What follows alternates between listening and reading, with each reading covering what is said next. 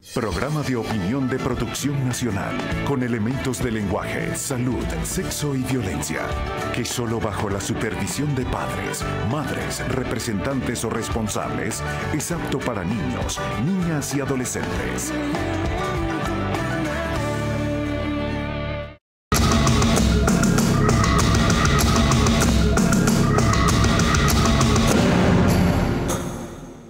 Bueno, voy a conversar con Juan Andrés Sosa, él es presidente de la Cámara Venezolana de la Construcción. Hablando de construcción, explícale aquí a la gente que quiere saber cómo anda esta industria en este momento en el país.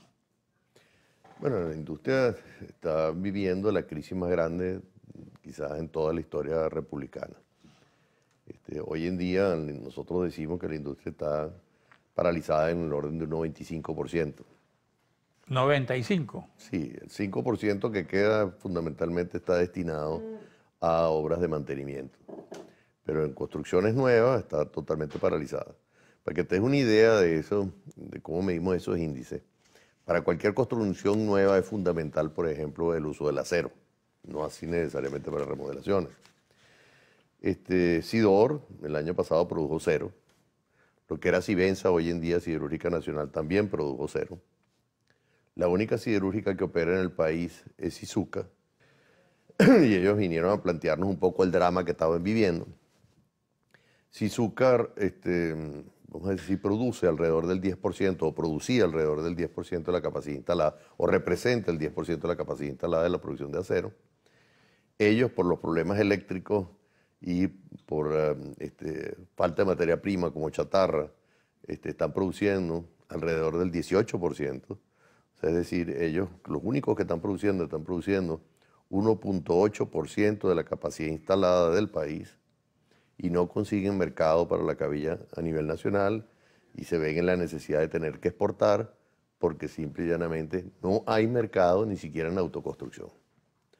Entonces, ahora, esa parálisis se debe a múltiples factores, pero ahí hay una cuestión absolutamente evidente. Las federaciones sindicales o los sindicatos, por supuesto, no tienen prácticamente obreros afiliados porque no hay gente empleada. Ahora, eso se debe a múltiples factores. Por ejemplo, una de las cosas que es importante es, por ejemplo, el crédito. Y nosotros estamos hablando de que la banca nacional no tiene, la cartera de crédito de la banca nacional no llega ni a 180 millones de dólares. Y considera que para la cartera de crédito de Haití son 7.000 millones de dólares y la de República Dominicana son 35.000 millones de dólares y la de Venezuela no llega a 180 millones de dólares. Entonces tú tienes, vamos a decir, una parálisis absoluta. Esas medidas, por ejemplo, de restrictivas en cuanto al crédito, con el 100% del encaje, pues evidentemente están asfixiando todo el sector productivo nacional. Y bueno, una cosa que es patético en el país es el empobrecimiento generalizado de la población. O sea, la población no tiene poder adquisitivo. Entonces, bueno, comentando con uno de los diputados que tiene muchas relaciones con gente en los barrios, etcétera, me decía que se está viviendo el fenómeno, por ejemplo, del gueto venezolano en los barrios, donde la persona que vive en el barrio no puede salir, simplemente porque no tiene cómo salir, no tiene transporte, le cuesta más salir que quedarse en su casa. Claro. ¿Y las obras públicas? Bueno, por ejemplo, yo cada vez que voy a Valencia, por ejemplo, veo esa obra inconclusa del ferrocarril. En esa situación están otras obras de la construcción. Sí, claro. Bueno, en primer lugar, todas las obras en infraestructura se presenta un caso, diría, alarmante. Durante todos estos años de revolución no se invirtió, de proceso, por llamarlo de alguna manera, durante estos últimos 20 años no se invirtió más allá del 2.32% del PIB. Cuando la CEPAL de alguna manera establece que para un país de las características del nuestro debería haberse invertido en infraestructura. ¿Y eso por qué? Bueno, porque ¿Por qué se paró la inversión? Bueno, eso es una decisión política. ¿Y el sector privado qué? Sí, pero en materia de infraestructura no estás hablando del sector privado. Por eso. Estamos hablando del sector público. Entonces, en materia de infraestructura, el sector público invirtió más o menos el 2.32% del PIB. ¿Y en materia de vivienda? Bueno, para terminarte el punto, porque creo que es importante lo de infraestructura, 2.32% del PIB, cuando se debió haber invertido alrededor del 6% del PIB.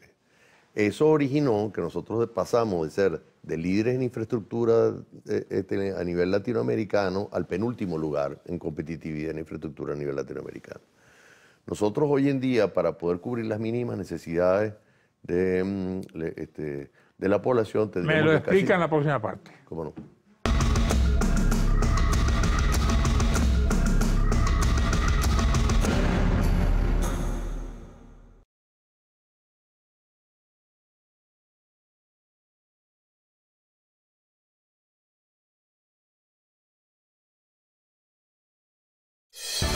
Estás viendo Regiones.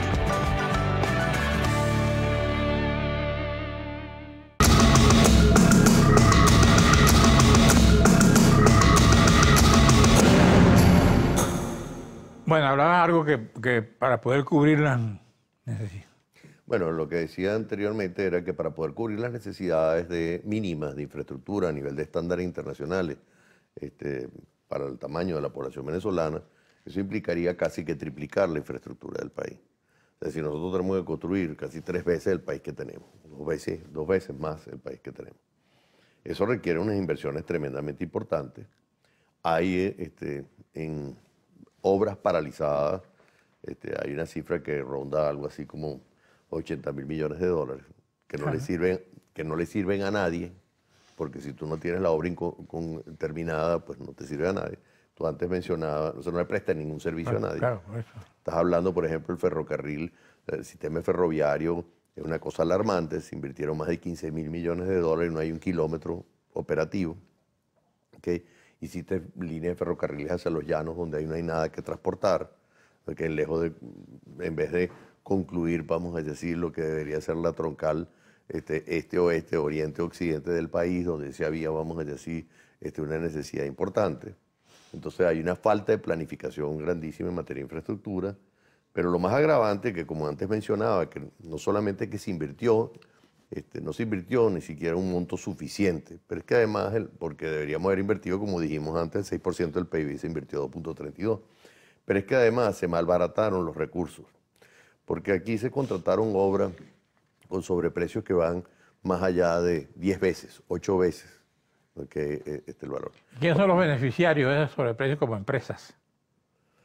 Bueno, yo me imagino que eso, como el diferencial entre el costo y el precio pagado es tan gigantesco. Bueno, ahí debe haber un reparto. Equitativo. Bueno, yo no sé si equitativo, pero un reparto importante. Para darte un ejemplo, fíjate, te voy a dar 2 obras que para mí me llaman muchísimo la atención. El cable tren de San Agustín. Ajá. Esa es una obra que ese es mucho más pequeño que el de Medellín, mucho menos alto que el de Medellín. Ahí el Estado venezolano pagó 318 millones de dólares, el de Medellín costó 42. Si tú te vas, por ejemplo... De Petare hay uno, a otro. Bueno, estamos hablando de San Agustín. Ay. Si estás hablando, por ejemplo, del enlace de la carretera, vamos a decir, Santa Lucía-Kempis, esos son 48 kilómetros de carretera, el presupuesto eran 480 millones de dólares, eso quiere decir 10 millones de dólares el kilómetro. Bueno, y fíjense, la última conferencia de la Federación Interamericana de la Construcción, el presidente Macri decía que ahora que tenían transparencia en los procesos de licitación, el costo de las carreteras se redujo en 750.000 dólares, o sea, pasó de la astronómica suma que estaban pagando de 2 millones de dólares por kilómetro, ahora bajó a 1.250.000 dólares. Y Venezuela estaba pagando 10 millones de dólares el kilómetro. Por kilómetro. Entonces, usted se imaginará que, aquí en el país verdaderamente nosotros requerimos un cambio de política. Yo creo que una de las crisis más importantes que estamos viviendo es una crisis de valores. Y yo creo pues que de alguna manera Venezuela efectivamente cambiará, pero... En panorama, un 30% de propietarios de Maracaibo desistió de vender. Bueno, evidentemente, fíjense qué es lo que está pasando. Bueno, la expectativa de un cambio político en el país Y el hecho cierto que ante la imposibilidad de producir nuevos inmuebles, porque si no hay producción de acero, como decíamos, y si el cemento está al 30%, etcétera, ante la posibilidad de producir nuevos inmuebles, pues es muy probable que los precios de los inmuebles se disparen. Claro. ¿Okay? Y se disparen. No se han disparado porque evidentemente hay una hay una demanda, vamos a decir, débil. Ajá. Y hay una demanda débil, entre otras cosas, producto de la diáspora venezolana. O sea, no es menos cierto que, oye, casi más del 10% de la población se ha ido del país. Entonces, producto de esta crisis que se ha presentado. Bueno, y el déficit de vivienda sigue siendo gigante. Bueno, ahí en materia de vivienda, la verdad que es lastimoso ver de que se invirtieron, por ejemplo, a cifras de noviembre, 95.000 millones de dólares. El Estado dice que ha construido 2,5 millones de viviendas. Ajá.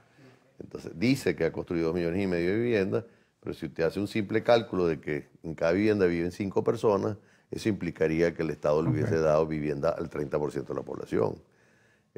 Cuando hace una encuesta, la encuesta dice no llega ni siquiera al 5% de la población.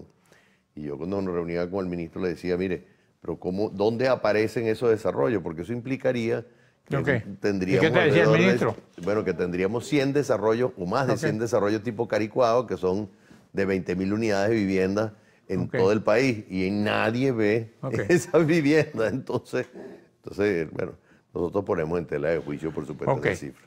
Gracias, amigo Sosa. Gracias a usted, amigo televidente. Nos veremos aquí mañana a la misma hora. Muchas gracias.